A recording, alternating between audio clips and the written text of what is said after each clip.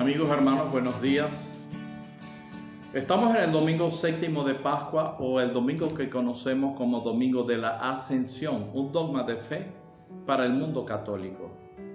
Nos toca leer el comienzo del libro de los Hechos de los Apóstoles en el capítulo 1, versos 1 al 11, prácticamente el prólogo, la introducción, el inicio por parte de Lucas del libro de las Actas o los Hechos de los Apóstoles.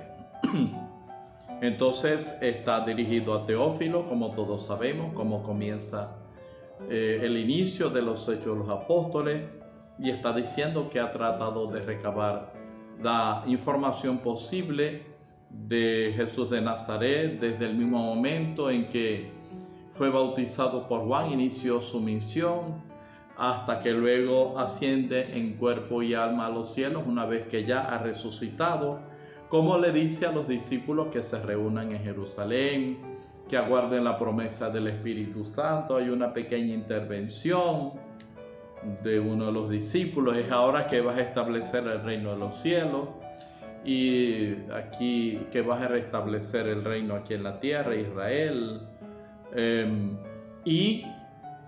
Les dice Jesús: a ustedes no les corresponde saber ni el día ni la hora. Y luego asciende a la vista de ellos en cuerpo y alma a los cielos, y dos hombres que fungen como ángeles, la narración dice, vestidos de blanco, les dicen: Galileos, ¿qué hacéis allí parados mirando al cielo? Ese mismo Jesús que les ha dejado, algún día va a regresar. En fin, amigos míos, resumimos, se señala la dirección que seguirá la acción misionera. Cuando les dicen que Jesús que deben llevar la buena noticia a Jerusalén, Judea, Samaria, hasta los límites de la tierra, hasta los confines de la tierra. Entonces, esa es la dirección de la acción misionera que Jesús encomienda a los discípulos. Segundo, la intención de los 40 días que transcurren entre la ascensión del Señor hasta ese momento es imitar la costumbre rabínica de tomar el número 40 como norma para que los discípulos aprendieran y repitieran la enseñanza de su maestro. Siguiente, cuando se le pregunta: ¿es ahora cuando restablecerás el reino de Dios? ¿Es ahora cuando restablecerás el reino de Dios? Contrasta con el mandato universal. Los discípulos podrían tener una esperanza o una expectativa errónea. Están esperando todavía como judíos que Israel sea liberada, que exista un mesianismo nacionalista y mundano, o es simplemente una alusión a la parusía. Jesús corrige la idea de una parusía inmediata. La palabra de Dios habría de difundirse por toda la tierra, porque el Evangelio es un mensaje universal. Y cuando la palabra de Dios dice que ellos se quedaron mirando al cielo y los ángeles se dirigen hacia ellos, les habla de la necesidad de mirar hacia el mundo, hacia la historia, para cambiarle, porque ese Señor estará ayudando a los suyos mediante su Espíritu. Se fue, pero no para dejarnos abandonados, no. Se fue para darnos su Espíritu, y a través de su Espíritu seguir acompañándonos a construir su reino.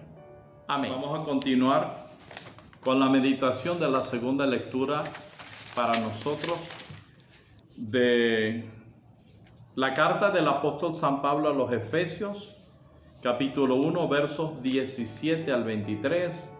Pablo ruega que los cristianos de Éfeso obtengan la sabiduría, la revelación para conocerle, que utiliza una figura, que los ojos del corazón,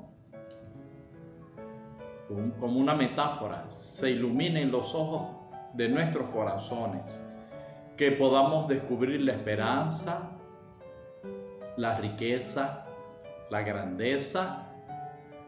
Habla del señorío de Jesucristo por encima de todo y cómo está a la diestra del Padre Todopoderoso.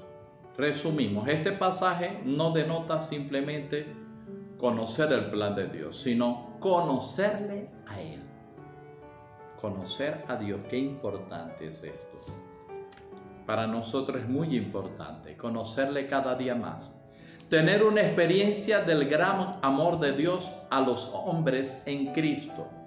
Amor que haría visible una verdadera fraternidad que antes estaban divididos por barreras sociales y raciales. Porque sí, porque cuando descubres quién es Dios, ese descubrimiento, esa revelación, esa experiencia del amor de Dios te convierte ¿en qué? En un hermano, automáticamente. No es posible que digamos que conocemos a Dios y, como digo yo, somos un puente roto. Un puente roto, aislados de todos los demás, mordiendo a todos los demás, criticando y juzgando a los demás. No puede ser. Todo el poder de Dios actúa a través de Cristo. Todo. El dominio celeste y todo su poder han descendido a la tierra para beneficio del creyente, que es sumergido en el misterio pascual. A través de Cristo recibimos entonces todas las bendiciones. Los hombres tienen acceso a todo el poder de Dios en Cristo, pero tenemos que conocerlo primero. Cuando la palabra de Dios habla de principado y potestad, se refiere a no un poder temporal, sino a los espíritus angélicos, unos buenos, otros malos. Cristo derrotó a estos malos, no tienen poder, no interfieren, ni se oponen al plan de Dios. No pueden. No solo en este mundo, sino en el futuro, dice la carta. Ninguna fuerza puede detener la obra de Dios. Cristo es el invisible jefe ungido de una comunidad universal visible que somos nosotros, que es la iglesia. Queridos hermanos, y llegamos a la meditación del Evangelio de este domingo de la Ascensión, que es el Evangelio según San Marcos, prácticamente el capítulo final de Marcos, capítulo 16, versos 15 al 20. Jesús le ha dado este mandato a los discípulos: vayan por todo el mundo y prediquen la buena nueva a toda la creación. El que cree y se bautice se salvará, y el que se resista a creer se condenará. Y dice que estas señales acompañarán a los que crean en mi nombre, y habla de una serie de signos, de exorcizar, expulsar demonios, de imponer las manos sobre los enfermos y sanar, de que si beben algún veneno no les hará daño, en fin. Y luego de darles estas instrucciones a los discípulos, Jesús asciende a los cielos y está sentado a la derecha del Padre. Y luego los apóstoles, los discípulos, se van a predicar la buena noticia, y dice que Jesús cooperaba con ellos y que había señales y signos concretos que decían que Jesús estaba trabajando con ellos. A ver, resumimos: id por todo el mundo, vayan por todo el mundo. Esto denota el universalismo. El Evangelio, el mensaje del Evangelio es universal, es para todo el mundo. Condiciones para salvarse, según este Evangelio: la fe y el bautismo. El que crea y se bautice, se salvará. Pero también dice: y el que no crea, se condenará. Es decir, la proclamación de la buena noticia dará la vida o la muerte a los hombres, según sea su caso, de acuerdo con la respuesta creyente o incrédula que tenga. Estos signos, dice el Evangelio, indica que el reino ya ha sido establecido. Se sentó a la derecha de Dios, es decir, le dio el título de Kyrios, es decir, el Señor. Jesús es el Señor, el Kyrios. Ellos se fueron a predicar por todas partes, marcharon de Jerusalén y llevaron la palabra del Señor a todos los hombres, tal como Jesús les había indicado. Y dice, bueno, que el Señor colaboraba, cooperaba con ellos. Jesús resucitado y exaltado colabora en los trabajos de sus propios discípulos, en la difusión del reino que proclama la palabra. Su palabra es el Evangelio.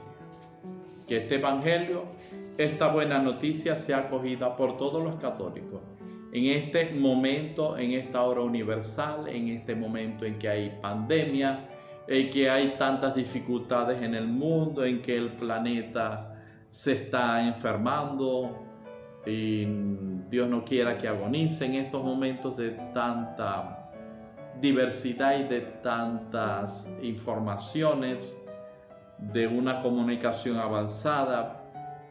En fin, en estos momentos asume el Evangelio. Lee el Evangelio, vívelo, acéptalo y compártelo. ¿Por qué? Porque es un mandato. Porque los mandamientos no solamente son aquellos 10 mandamientos de la ley mosaica. Es que el Evangelio está lleno de mandamientos. Y un mandamiento de Jesús es que proclames el Evangelio. Y algún día, cuando demos cuenta, también se nos va a preguntar, ¿llevaste el Evangelio a todos tus hermanos? Dios te bendiga en el nombre del Padre, y del Hijo, y del Espíritu Santo.